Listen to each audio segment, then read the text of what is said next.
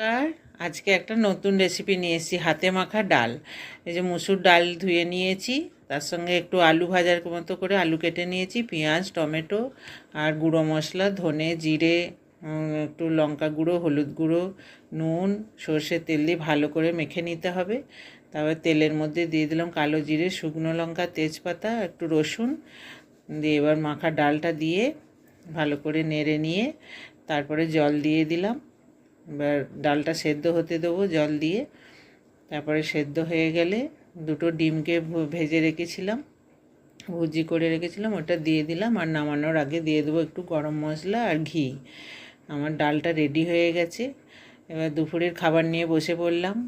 ভাত, একটু উচ্ছে সেদ্ধ নিয়েছি, নুন তেল দিয়ে মেখে নেবো, আর ডাল।